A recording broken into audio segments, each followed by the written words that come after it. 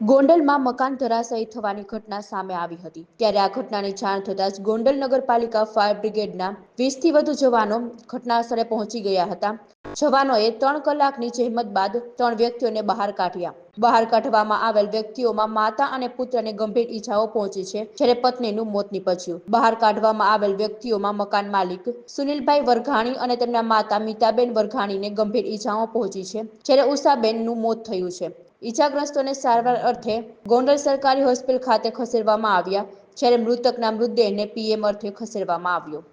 હું ગૌતમભાઈ સિંધવ, ward number 1ના સદસ્ય, ગોંડલ નગરપાલિકા સાઈ વોર્ડમાંથી અમને સવારના 8:30 વાગે ફોન આવેલો કે એક મકાન અમારા વોર્ડમાં ધરાશાયી પડે છે।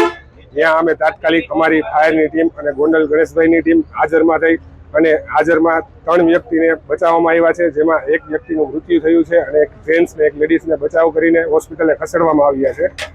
સાઈ જગ્યામાં અત્યારે કોઈ પણ બીજી નુકસાની થઈ નથી। હાલમાં જે મકાનનું રિનોવેશન ચાલુ હતું એ મકાન જ ધરાશાયી પડ્યું છે એવું કેવું છે। અંદાજે કેટલી કલાક આ રેસ્ક્યુ હતો? અંજારી 3 થી 3.5 કલાક આ રેસ્ક્યુ હાલ્યો છે। કેટલી ફાયરની ટીમના કેટલા જવાનો આ રેસ્ક્યુ? ફાયરની ટોટલી 28 જણાની ટીમ છે અમારી। ટોટલી સભ્યો હાજર છે। નગરપાલિકાના જેસીબી, ક્રેન, એ ઉપરાંત નગરપાલિકાના સદસ્ય તથા નગરપાલિકાના પ્રમુખ ગોંડલ ગણેશભાઈ અને ચીફ ઓફિસર સાહેબ બધા અહીંયા થોડી હાજર ઉપસ્થિત છે જગ્યા માટે।